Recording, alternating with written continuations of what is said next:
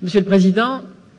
Messieurs et Mesdames les directeurs d'établissement, Monsieur le Président directeur général, mes chers collègues, Mesdames et Messieurs,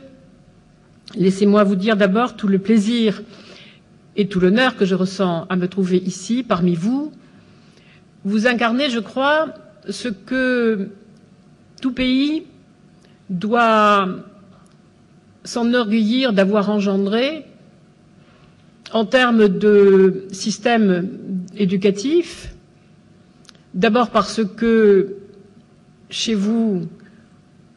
entrent dans vos établissements des jeunes qui ont déjà, au moment où ils sont là, fait la preuve de leur engagement intellectuel et, je dois dire, d'une certaine façon civique.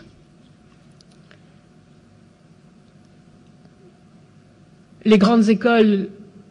des pays partenaires sont dans la même logique. Et il me semble que pour un pays, c'est une chance de disposer ainsi d'élites efficaces dont l'action sur le terrain, à la fois dans des établissements, mais également dans des professions, dans des métiers utiles à la collectivité, aux collectivités, est un signe pour l'avenir même de ces sociétés. L'excellence qui vous conduit ne se mesure pas au nombre des actions que vous avez en poche. Et d'ailleurs, aujourd'hui, on sait bien qu'un certain nombre de ces actions ne valent plus grand-chose.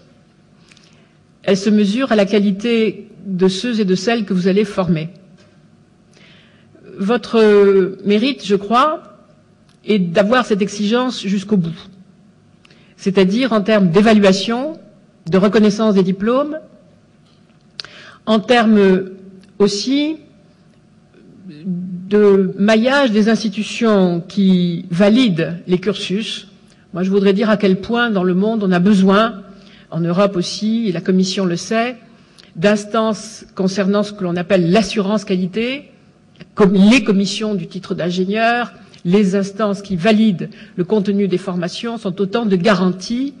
à la fois de la crédibilité des savoirs, mais également des compétences qui ne se réduisent pas au savoir et de la relation entre la formation et l'emploi. Je voudrais aussi saluer en vous, et le Président, me semble-t-il, en est une sorte de symbole vivant, une qualité que je n'avais pas repérée de même manière lorsque j'étais moi-même un élève de grande école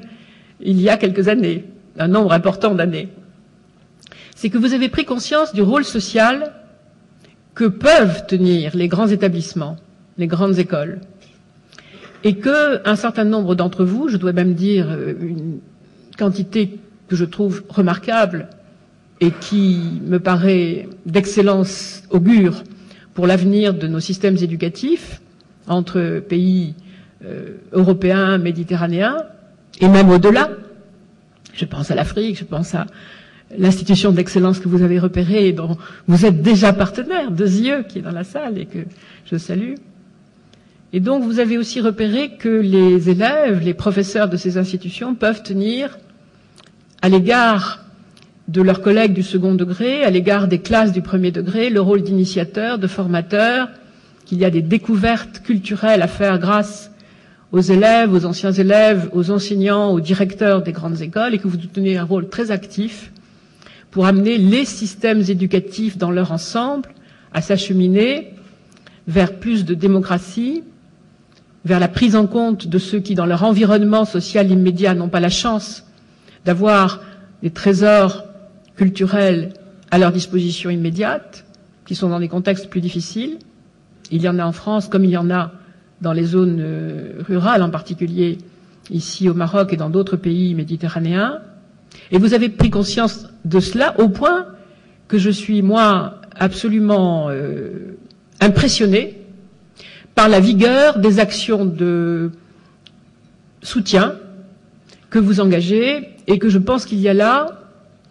la ministre française le soulignait en parlant elle-même hier dans son allocution à distance, un moteur pour l'avenir éducatif de sociétés en recherche d'équilibre et d'harmonie sociale.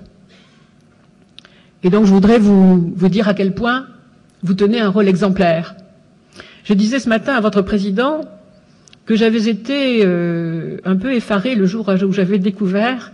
dans ma vie précédente de directeur exécutif d'une institution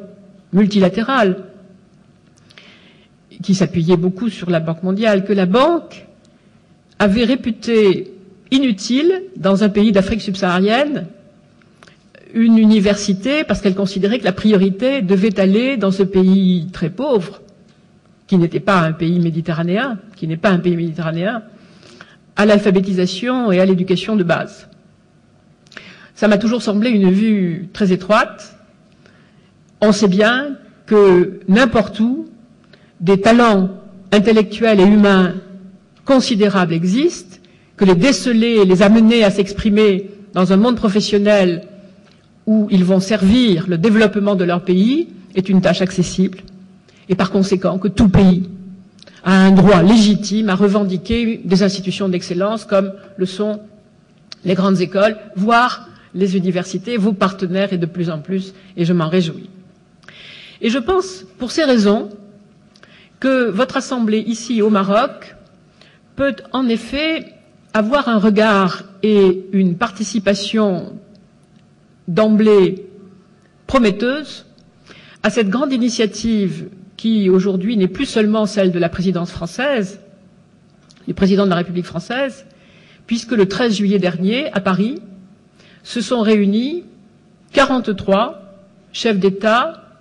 et de gouvernement des pays européens et méditerranéens. Quel était le constat et quel est le projet? En quoi pouvez-vous y apporter une contribution substantielle? Bien sûr, il y a le constat que nous connaissons tous et que nous aimons tous de cette parenté ancienne entre les deux rives, de ces échanges incessants qui nous ont fait, nous, aimer l'Andalousie, la trace des trois cultures qui s'y sont retrouvées avant l'expulsion des Juifs par les rois catholiques, avant la fracture des religions du livre. Bien sûr, il y a notre goût des paysages méridionaux, et votre président, dont je crois qu'il est lui-même originaire de la Méditerranée, est sûrement sensible aux paysages des calanques de Marseille, autant qu'à ceux de la Grèce, de la Turquie, du Liban, et bien sûr de ce merveilleux pays et de ce paysage que nous trouvons ici même, là où nous sommes si bien accueillis par les organisateurs de cette conférence. Bien sûr, il y a la volonté de remédier à ces grandes fractures culturelles qui amènent aujourd'hui cet horizon à être celui de la menace et non plus seulement des échanges. Bien sûr, il y a le fait que depuis si longtemps, nous ne savons pas, nous n'avons pas su régler la douloureuse question de la naissance pourtant indispensable de l'État palestinien et de sa relation apaisée avec le non moins nécessaire État d'Israël. Bien sûr, il y a notre volonté de ne pas nous en tenir à cet échec-là et d'aller vers la paix et vers le fait que nous puissions circuler autour de la Méditerranée sans risque et sans que d'aveugles commanditaires de projets assassins menacent la sécurité de tous ceux qui, à travers la pluralité des religions, désirent la paix du monde.